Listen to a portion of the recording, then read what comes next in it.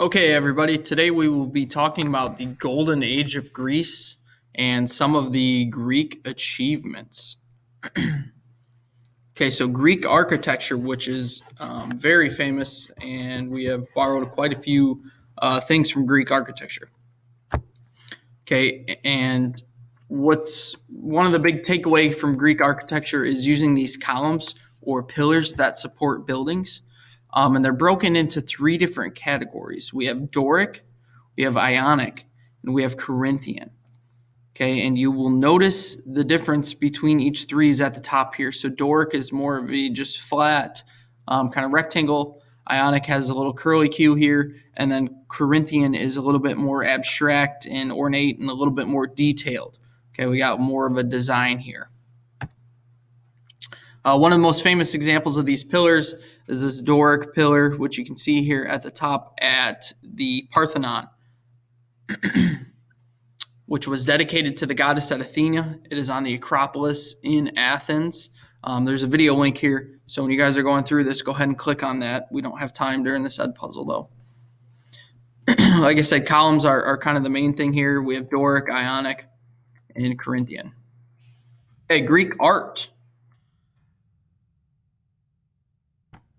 Statues are very lifelike. Okay, you can see great detail in this statue here. They're typically naked in the statues, and this was because they really respected bodies in Greek. They kind of want to show this off, and they did so through active statues. You can see here, this guy's throwing a discus. Very active statues usually. Potteries often depicted battle scenes, and they were typically like mythological. And that was because a lot of times they were used as offerings to the gods or to pay respect to the gods. A Greek drama, which we have a lot of our entertainment comes from this today. The first category is tragedies. This is plays that tell of human suffering that usually ends in a disaster, and it's there to kind of teach you a life lesson. And these are three of the main tragedy writers, screenplays, directors. The second type is comedies. This is humorous plays that kind of mocked a lot of their politicians at the time or customs in the Greek culture. And again, here there is a video, so go ahead and click on that when you're going through this, please. Okay, and this is one of the more famous comedians at this time. Okay, Greek philosophy. And we can break this down into three of the greatest Greek philosophers. Socrates, who is seeking truths about broad concepts like truth, justice, virtue. He wants to figure out the meaning behind this.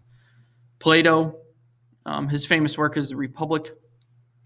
And Aristotle, who uses logic and reason to study the natural world. So he calls reason clear and ordered thinking, and then logic, which is the process of making accurate assumptions. And he taught Alexander the Great, who we will talk about next class. So history and science, Herodotus is the first historian or the father of history. And he was shown that he needs to avoid bias in history. Don't take favorites, don't pick sides. Okay, medicine also advanced through Hippocrates.